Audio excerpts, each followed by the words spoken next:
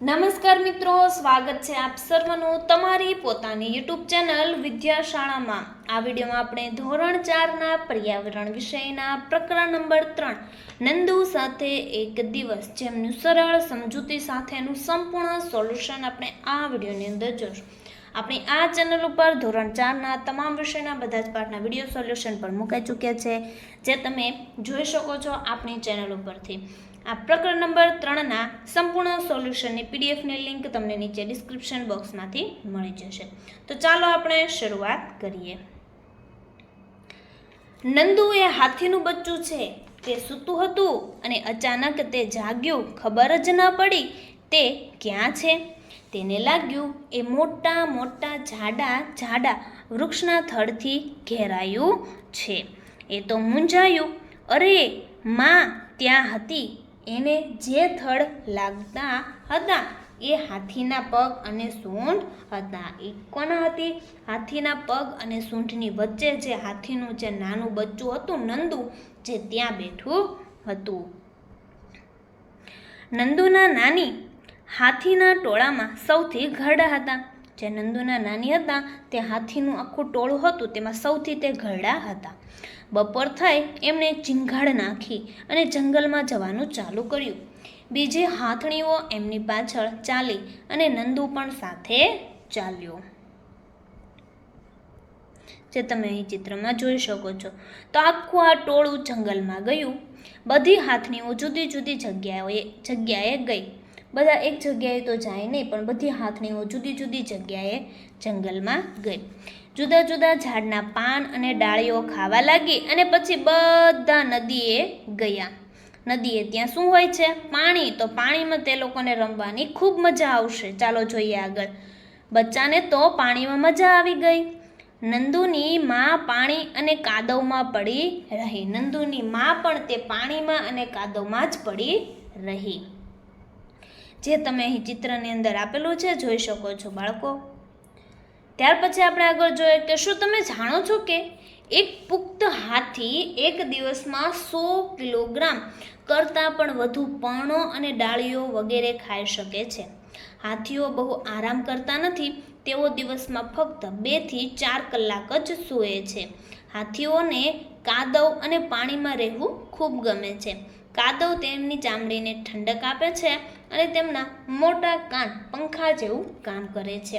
હાથીઓ શરીરને ઠંડુ રાખવા કાન હલાવે છે। ચાલો શોધી કાઢો। તો જોઈએ, નંદુ ફક્ત 3 મહિનાનો જ છે, પરંતુ તેનું વજન 200 કિલોગ્રામ છે। તમારું વજન કેટલું છે? તો કે 20 કિલોગ્રામ। તમારે તમારું વજન લખવાનું, જેટલું હોય તેટલું તમે લખી શકો છો અહીં। તમારા જેવા કેટલા બાળકોનું વજન ભેગું કરીએ તો આ નંદુના વજન જેટલું થશે? શોધો। તો કે 10 બાળકોનું। કેટલા બાળકોનું?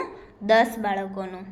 વિદ્યાર્થી મિત્રો, ધોરણ 3 થી 12ની જે તમામ વિષયના સ્વાધ્યાયના સોલ્યુશનની પીડીએફ અને બુકો તમે બંને મેળવી શકો છો। અહીં તમને 2 કોન્ટેક્ટ નંબર આપેલા છે, જેમાંથી તમે કોન્ટેક્ટ કરીને આગળ જોઈએ। રમત અને મજા। તો કે નંદુએ તેના ભાઈઓ અને બહેનોને એકબીજાની પૂંછડીઓ ખેંચતા જોયા। તેણે વિચાર્યું, સારું રહેશે કે હું તેમની નજીક ના જાઉં। જો તેઓ મારી પર પડે તો શું થાય?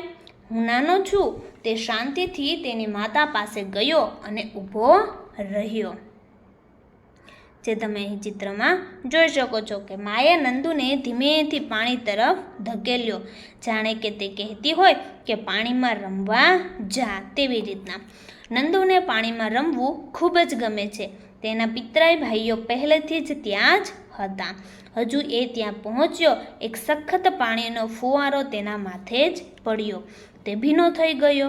અરે, તે તેના ધમાલિયા પિતરાઈઓનું કામ હતું।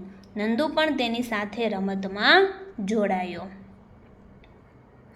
સૂર્યાસ્ત પછી ટોળું રહેઠાણ તરફ જવા લાગ્યું। ત્યાં પહોંચતા સુધીમાં નંદુ ખૂબ જ કેવો થઈ ગયો હતો? થાકી ગયો હતો। તે તેની માતાના આગળના પગ વચ્ચે ગોઠવાઈ ગયો અને તે તેનું દૂધ પીતા પીતા સૂઈ ગયો। તો કે તમે નંદુ અને હાથીના ટોળા વિશે વાંચ્યું ને હમણાં? તો સામાન્ય રીતે સામાન્ય રીતે કે હાથીના ટોળામાં 10-12 હાથણીઓ અને બચ્ચા હોય છે. સૌથી ઘરડી હાથણી ટોળાની પ્રમુખ હોય છે. એટલે કે હાથી જ્યાં સુધી 14-15 વર્ષના ન થાય ત્યાં સુધી ટોળામાં રહે છે. પછી તે ટોળું શું કરી દે છે? છોડી દે છે અને એકલા ફરે છે. નંદુ પણ ફરે છે અને નંદુ પણ એકલો મોટો થશે એટલે ટોળું છોડી દેશે. હાથીઓની જેમ બીજા ઘણા પ્રાણીઓ પણ જૂથમાં સાથે રહે છે. આ પ્રાણીઓના સમૂહને ટોળું કહે છે. ટોળામાં રહેતા પ્રાણીઓ ખોરાકની શોધમાં સાથે જ ફરે છે. જે અહીં તમને લીટી કરી અને દર્શાવ્યું છે કે જો તમે નંદુ હો અને તમે ટોળામાં રહેતા હોય તો તમે શું કરશો? તો કે જો હું નંદુની જગ્યાએ હોત તો હું પણ તેની જેમ નાચતો કૂદતો અને ફરતો રમતો અને રાડ પાડતા માતા પાસે જઈને સૂઈ જતો. હાથીના ટોળામાં સૌથી ઘરડી હાથણી બધું નક્કી કરે છે. તમારા કુટુંબમાં નિર્ણયો કોણ લે છે? તો કે હાથીના ટોળામાં સૌથી ઘરડી હાથણી બધું નક્કી કરે છે. એમ અમારા કુટુંબમાં નિર્ણયો અમારા વડીલો અથવા તો અમારા માતા પિતા લે છે. નંદુ તેને ગમતું જ કરે છે. જો તમે આખો દિવસ તમારા મિત્રો સાથે વિતાવો તો તમે શું કરશો?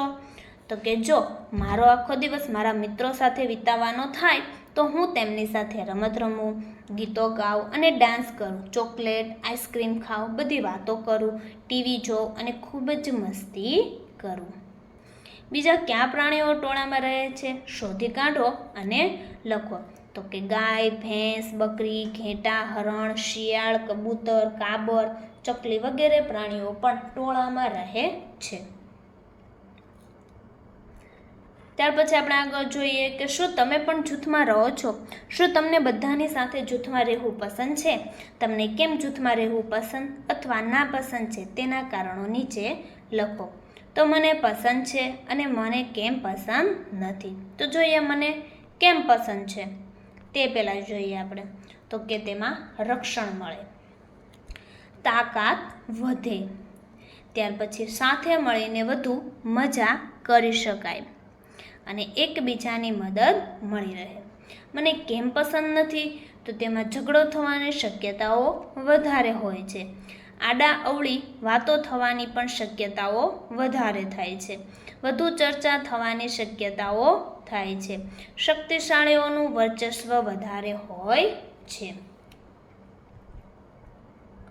તમે બીજા કયા પ્રાણીની સવારી કરી છે તેમના નામ લખો.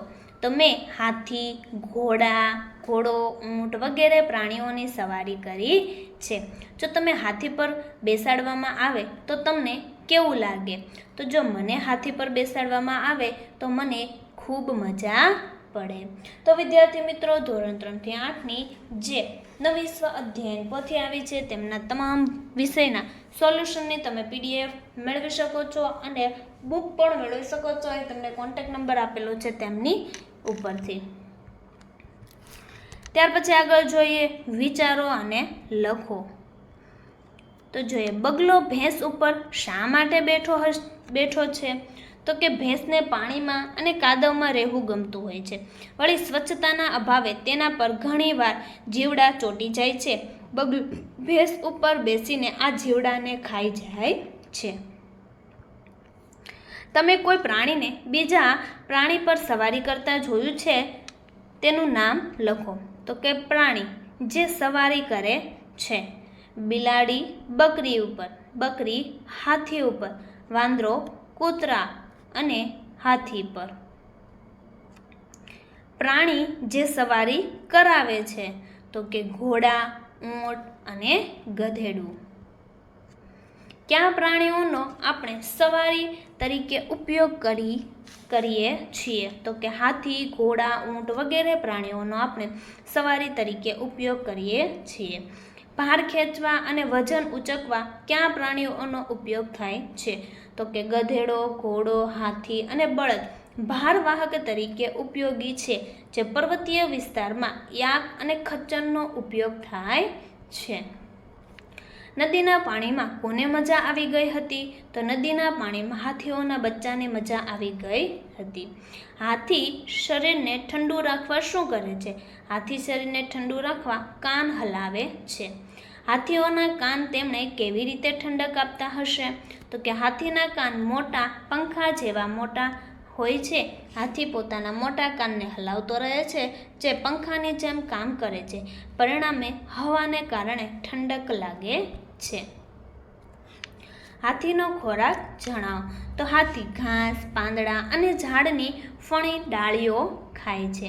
હાથીઓને પાણીમાં રમવું કેમ ગમતું હશે? તો હાથીનું શરીર કાદવ અને ચામડી પર જાડી હોય છે. આથી તેમને ગરમી વધુ લાગે છે. પાણીમાં રમતા સમયે ગરમી ઓછી લાગે છે. આમ પાણીમાં રમવાથી હાથીઓને ઠંડક મળે છે. હાથીના ટોળામાં કોણ કોણ હોય છે? તો કે સામાન્ય રીતે હાથીના ટોળામાં 10-12 હાથણીઓ અને બચ્ચા હોય છે. જૂથમાં રહેતા હોય તેવા કોઈ એક પ્રાણી વિશે 5 વાક્યો લખો. તો ઘેટું ખૂબ ડરપોક અને ભોળું પશુ છે. એનું શરીર ભાર અને પગ ટૂંકા હોય છે. એનું આખું શરીર ઊનથી ભરેલું હોય છે. ઘેટાનું ટોળું ભરવાડોના નેસ અને વાડામાં રહે છે. ઘેટાના બચ્ચાને ગાડરું કહેવામાં આવે છે. વિદ્યાર્થી મિત્રો, આ વિદ્યાશાળા ગુજરાતની સર્વશ્રેષ્ઠ યુટ્યુબ ચેનલો, જેમાં વોટ્સઅપ, ઇન્સ્ટાગ્રામ, યુટ્યુબ અને ફેસબુક એ સ્કેનરો આપેલા છે, જેમાં તમે સ્કેન કરી આ ચેનલો ઉપર જોડાઈ શકો છો અને વિડીયો અને પીડીએફ પણ તમે મેળવી શકો છો. તો વિદ્યાર્થી મિત્રો, ફરી આપણે મળીશું પાઠ નંબર 4ના સંપૂર્ણ સોલ્યુશનના વિડીયો સાથે. આ વિડીયોની લિંક તમે તમારા મિત્રો દોસ્તોને જરૂરથી શેર કરજો, જેથી તે લોકોને પણ આ સોલ્યુશનનો લાભ મળી રહે.